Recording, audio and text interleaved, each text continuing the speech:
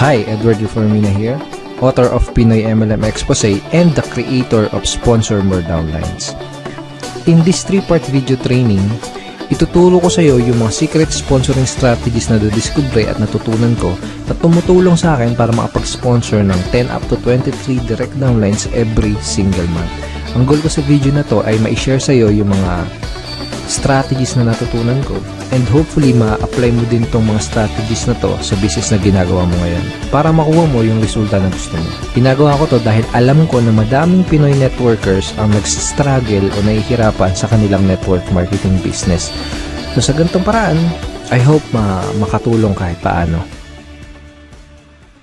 Ang una natin pag-usapan ay yung mga common problems na na-experience at nararanasan ng mga Pinoy networkers sa kanilang network marketing business. Una sa mga problem na yon ay yung puros hindi qualified ang mga na-invite na prospect, kaya puros rejections din ang napapala nila.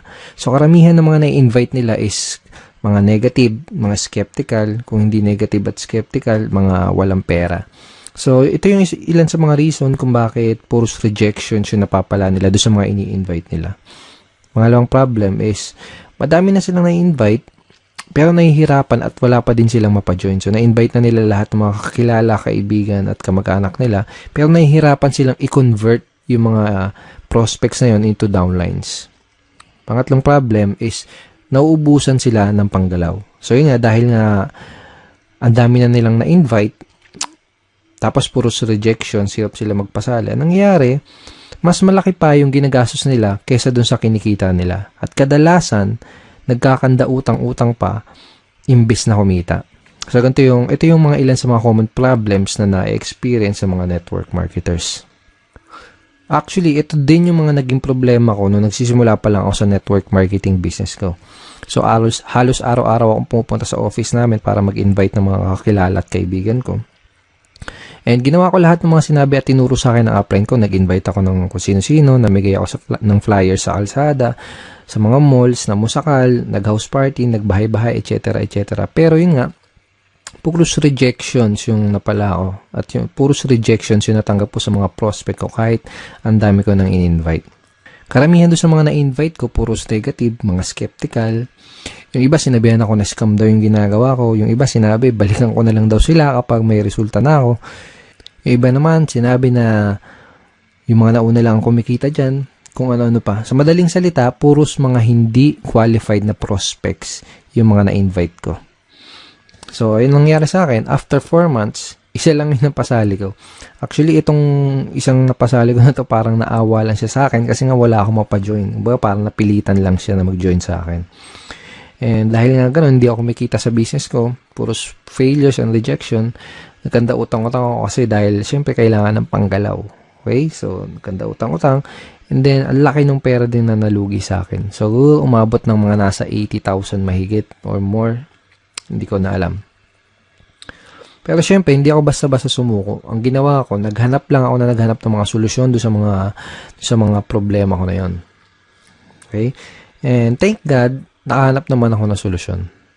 At pagkatapos kong mahanap yung mga solusyon na yun, pagkatapos kong makadiskubre ng mga solusyon doon sa problema ko sa business ko, ito yung ilan sa mga nangyari sa akin.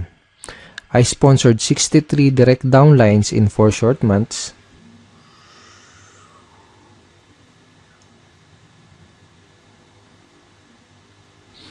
And consistently na din ako nakakapag-sponsor ng 10 up to 23 direct downlines every single month. Tapos, mas mabilis ko na-build yung business ko at nagsimula akong mag-duplicate dun sa mga kagrupo ko. Okay? So, yung mga solutions na natutunan ko, yung mga solution na na-discover ko, yun yung mga pag-uusapan natin sa 3-part video training na to. Yung mga solusyon na yun yung mga matututunan mo sa video training series na to. Okay, so pag-usapan ulit natin yung typical scenario na nangyari sa mga network marketers. So, pumasok sila sa network marketing business nila, first time man or kung may past experience. Pero nangyari ganito, excited sila sa una, pump up sila. So, shinare kagad nila yung business nila sa mga kaibigan, sa mga kakilala, kamag-anak nila. nag-prospecting agad sila, nag-prospecting, nag-share sa Facebook, invite dito, invite doon, invite sa kaliwat kanan yung pag-i-invite. Tapos excited na excited sila and pump up sila dahil ang ine-expect nila is makuha na nila yung mga pangarap nila. Ine-expect nila is makuha na nila yung mga goals nila. Okay? Pero ang nangyayari, unfortunately, puros rejections, puros failures, at puros frustrations yung na sumasalubong sa kanila. Tapos nagtataka sila kung bakit ganun yung nangyayari. Hindi nila alam kung bakit ganun yung nagiging resulta kahit binibigay naman nila lahat ng effort nila. Kahit ginagawa na nila lahat ng mga tinuturo sa kanila. Hindi nila alam na ang tunay na problema kaya sila nahihirapan, ang dahilan kung bakit puros rejections ang napapala nila ay dahil hindi nila alam kung paano mag-pre-qualify o mag-sort out ng mga prospects. Kaya nangyayari, madami silang oras, effort at pera na sinasayang sa pakikipag-usap sa mga unqualified na prospects. Hindi din nila alam kung paano sagutin ng tama yung mga common MLM objections. Kaya kahit qualified na yung mga prospect na kausap nila, hindi pa din nila mapajoin dahil sa mga objections na hindi nila nasasagot ng tama. Okay? At hindi nila alam, karamihan, hindi nila alam kung paano mag-close effectively. Kaya kahit madami silang mga prospects na kinakausap, hirap pa din silang makapag-recruit. Bago ko i-share sa iyo yung mga solusyon sa mga problema na to, first, I would like you to imagine na nag-apply ka sa McDonald's. Sabihin natin nag-apply ka sa McDonald's tapos natanggap ka sa trabaho. Pero ito yung scenario, wala kang kahit anong alam sa pagluluto, hindi ka pa nakapagprito kahit isang beses, hindi mo pa nagagawang magluto sa tanan ng buhay mo. Okay? Ngayon, ito yung tanong. Kapag inutusan ka ba ng manager para pumunta doon sa kitchen para magprito ng burger patty, ang tanong is, magagawa mo ba ng tama yung trabaho mo? Yung inutos sa'yo?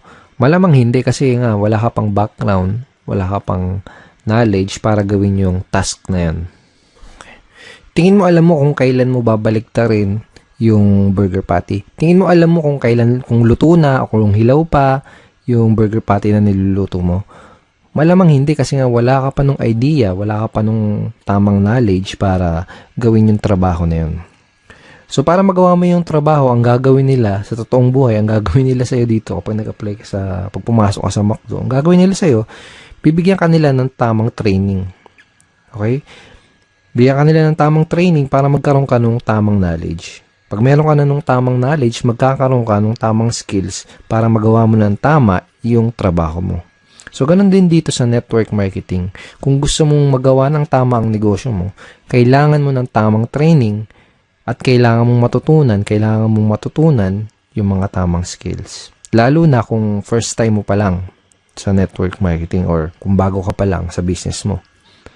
Ang solution dun sa mga pinag-usapan natin kaninang common network marketing problems is to acquire skills. Okay? Kasi kapag meron ka na ng mga tamang skills, tamang network marketing skills, yun yung magiging susi mo para maging successful ka sa network marketing business mo. Okay? Let's face it, kahit ano pang career at kahit ano pang business ang pasukin mo, you need to acquire skills. Kahit yung simpleng pagbabaligtad lang ng burger patty sa McDonald's, kahit yung simpleng ganung trabaho is kailangan ng tamang skills, kailangan ng tamang training. What more pa kaya yung network marketing business mo, di ba? So, karamihan ng mga networkers parang ganito kasi nangyayari. Para silang sumusugod sa gera na wala silang dalang bala. Kumbaga, hataw sila ng hataw, araw-araw silang humahataw, kahit wala pa sila ng mga necessary skills na kailangan para magkaroon ng resulta at para magawa ng tama yung business nila. Kaya madalas na nangyayari, mas nauuna pa silang mag-quit bago pa nila matutunan yung mga tamang skills. So kung nahihirapan ka ngayon, kung nahihirapan ka makapag-sponsor, kung nahihirapan ka makapag-recruit, kung nahihirapan ka sa network marketing business mo, yun ay dahil wala ka pa nung mga kinakailangan na skills para maging effective na networker.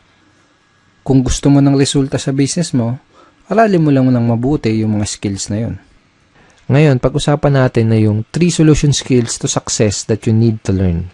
Ito na yung mga skills na kailangan mong matutunan. Ito na yung mga skills na kailangan mong ma-master kung gusto mong magkaroon ng resulta sa business mo. Okay, first skill is sorting skill. Second is objection handling. Third is closing skill.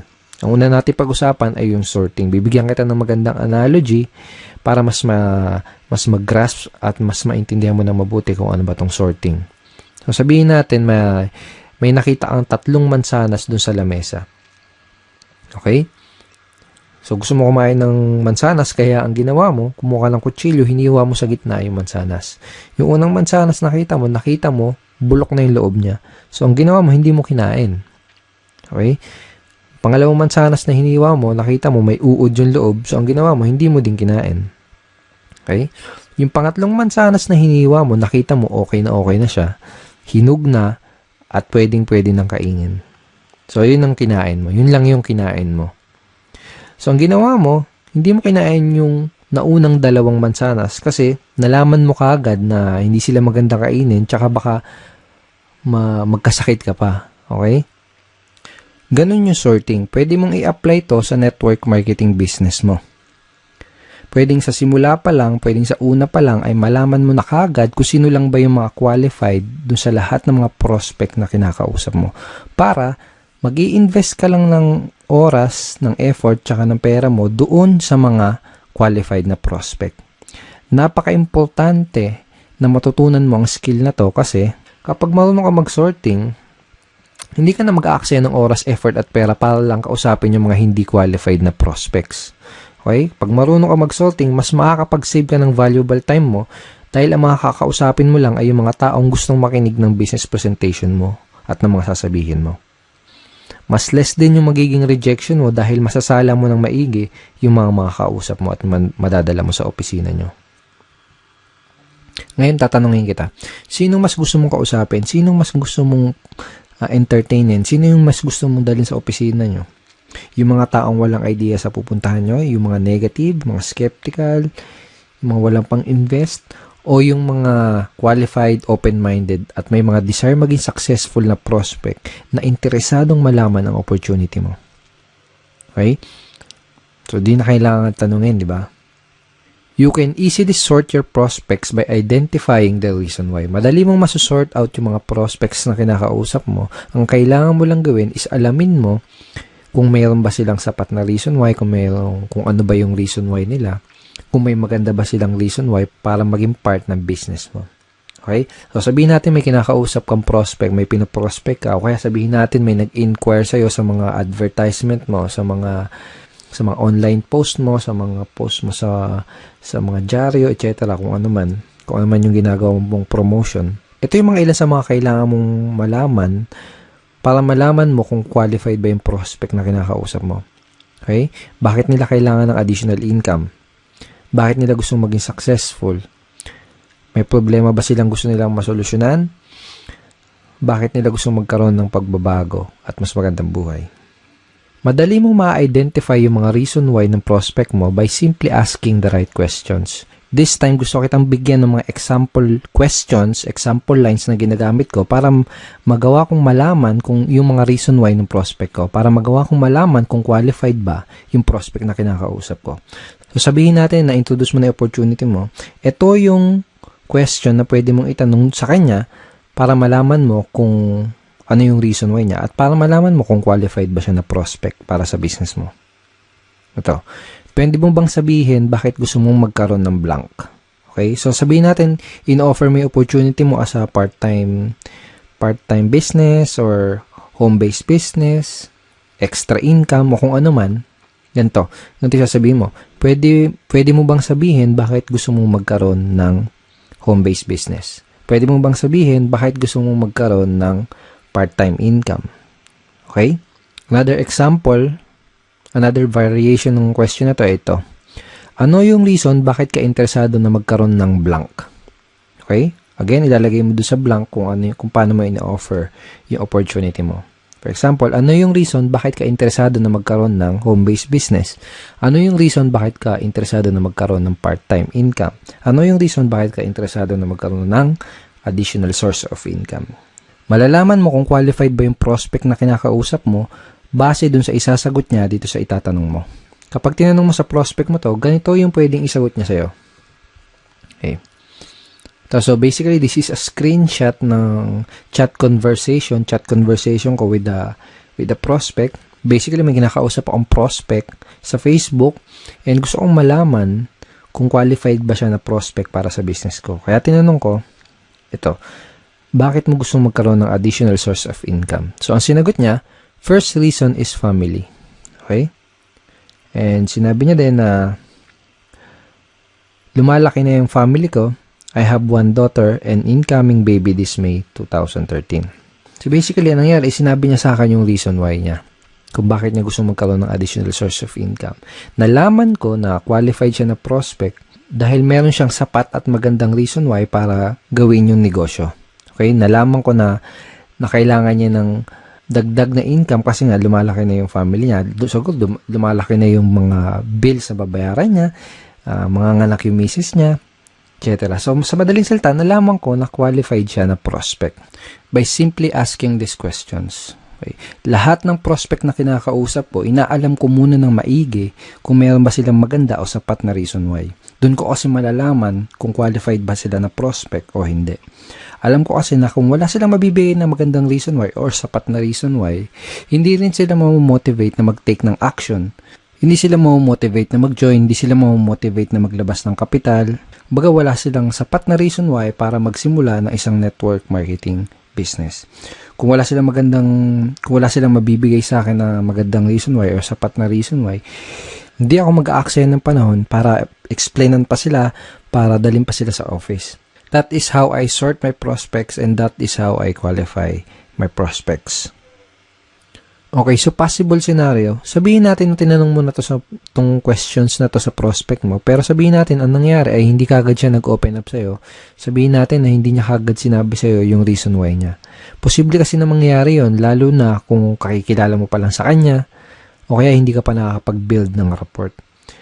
Posible na kapag tinanong mo sa kanya tong questions na to, itong ano yung reason bakit ka interesado na magkaroon ng additional source of income, posible na yung isagot niya lang sa'yo ay parang yung mga wala lang. Gusto ko lang kumita ng additional income. Pwedeng ganon. So, walang sapat na reason why, di ba? O kaya naman, pwedeng ang isagot niya ay wala lang. Sino ba naman ang ayaw kumita ng additional income? Parang ganon. So, wala ding sapat na reason why. Ang questions na pwede mong itanong do sa prospect mo para magawa mong mag-open up siya sa'yo at para magawa mong ma-identify yung reason why niya ay itong mga questions na to. Ito, sabihin natin na kumikita ka na ng part-time income, magkano ang gusto mong kitain on a monthly basis? O kaya magkano ang gusto mong kitain na additional income per month? Parang ganun. Kapag tinanong mo sa prospect mo to, gagawin niya is magbibigay siya sa'yo ng figures. Usually, sasabihin nila ng prospect is 10,000 per month, 20,000 per month, 50,000 per month, or 100,000 per month. Iba-iba. Okay, so kahit na anong ibigay niya sa yung figure, ito yung next na question na pwede mong itanong sa kanya. Ito, kapag kumikita ka na ng blank, kung magkano yung binigay niya sa yung income na gusto nilang kitain, kapag kumikita ka na ng 20,000 na monthly income, ano yung pinakamalaking maitutulong nun para sa'yo? O kaya, ano yung pinakamalaking maitutulong nun para sa'yo at sa pamilya mo? By this time, kailangan may maibigay na sa yung magandang reason why yung prospect mo para malaman mo at matansya mo kung qualified ba siya na prospect o hindi para sa business mo. So, I will show you another example. So, basically, may kinakausap ulit akong prospect via Facebook chat. And by the way, napakita ko sa yung mga example is Facebook chat, pero obviously, dapat gamitin mo din to sa face-to-face or one-on-one or table talk conversation. Okay? So, again, may kinakausap ako na prospect via chat. Tinanong ko siya kung ano yung reason bakit niya gusto magkaroon ng additional income pero wala siya nabigay sa akin na magandang reason why. Hindi kagad siya nag-open up sa akin. So, ang ginawa ko, tinanong ko kung magkano ba yung additional income na gusto niyang kitain on a monthly basis. Ang sinagot niya sa akin, 10,000 per month. Kaya tinanong ko sa kanya itong question na to. Okay, sabihin natin na kumikita ka na ng 10,000 na monthly income. Ano yung pinakamalaki maitutulong nun para sa'yo?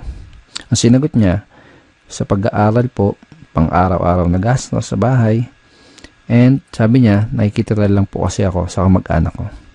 So by asking this simple question, napakasimpleng question lang naman, di ba? Pero very, very powerful in terms of identifying your prospect's reason why. And very powerful para magawa mong mag-open up sa'yo yung prospect mo. So by asking this simple question, nagawa kong mag-open up yung prospect at nalaman ko na qualified pala siya dahil may maganda at sapat na reason why pala siya para gawin yung business. So, pag alam mo na yung reason why ng prospect mo, pwede ka na mag-move on dun sa next step, which is to introduce him or her dun sa business opportunity na ina-offer mo.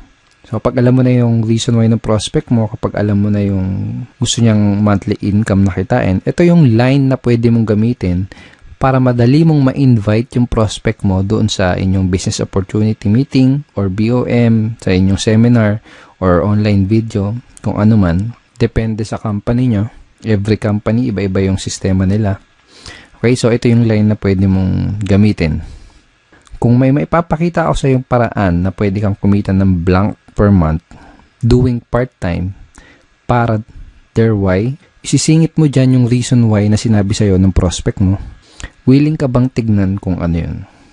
So for example, kung may mapapakita ako sa yung paraan na pwede kang kumita ng 20,000 per month na income doing part-time para magawa mong matulungan yung asawa mo sa mga gastusin nyo or para magawa mong mabayaran lahat ng mga pagkakautang nyo or para makatulong ka sa mga magulang mo, willing ka bang tignan kung ano yun?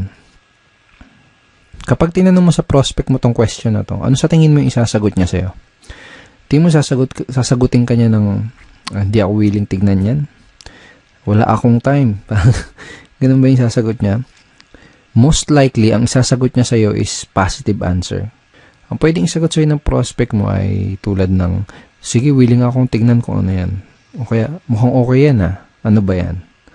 Sige, willing akong tignan kung ano yan. Para mga ganun. So, this is a very effective line na pwede mong gamitin para madali mong ma-invite yung prospect mo dun sa opportunity meeting nyo. Napaka-effective nitong line na to dahil ginamit mo yung reason why ng prospect mo dun sa invitation mo. Ngayon, pag-usapan natin kung ano yung mga pwede mong gawin para mapakinabangan mo na maigi yung mga tinuro ko sa'yo dito sa video na to. Okay? So, ito yung mga kailangan mong gawin. Una, write this example sorting questions that I gave you. So, mamaya balikan mo tong video na to, i-play mo ulit, tapos isulat mo sa papel o kaya i-type mo sa cellphone mo or sa iPad mo yung mga example questions na binigay ko sa'yo. Okay? Second, read this line ng paulit-ulit and try to internalize them. Okay? So, wag mo kabisaduhin. Okay? Mas maganda kung ma-internalize mo siya. Mas maganda kung mas maintindihan mo kung ano yung reason bakit mo siya tinatanong. Basta, tandaan mo, yung mga example questions na binigay ko sa'yo, ang goal mo, kaya mo gagamitin yung mga example questions na yun, ay para ma-qualify mo yung prospect mo at para malaman mo yung reason why nila. Okay? Pangatlo, start asking these sorting questions to your prospect. So, kung may kakausapin ka na prospect mamaya, bukas o sa isang araw, start using these questions. Simulan mong gamitin at itanong yung mga question na yun sa mga prospect na makakausap mo para magawa mong masort yung mga kinakausap mo na prospect at para malaman mo kaagad kung qualified ba sila o hindi sa business mo. Pag ginawa mo yun, mas makakapag-save ka ng time, ng effort, tsaka ng pera mo. Okay? So, thank you so much for watching this video. I hope madami kang natutunan din sa training video number 1. In training video number 2, pag-uusapan natin na yung some of the biggest misconceptions ng mga networkers. Ito yung mga maling akala ng mga networkers na pumipigil sa kanila para magkaroon ng resulta. Pag-uusapan din natin sa training video number 2, kung paano mo sasagutin yung mga common MLM objections. Bibigyan din kita ng free PDF script na magagamit mo sa pagsagot nitong 3 objections na to. So, don't forget to check your email for training video number 2. Ipapadala ko sa iyo yung link ng video number 2 sa isang araw. Hindi bukas, sa isang araw. Kaya sa baba ng video na to, may makikita kang like and share button. Huwag mong kalilimutan na i-click yung like and huwag mo din kalilimutan na i-share tong video na to. And pwede ka rin mag-comment sa baba. Kung may gusto kong itanong, pwede mo rin i-type yon sa comment box below. And I will try my best na sagutin yung question mo. Again, thank you so much for watching this video and see you in video number 2.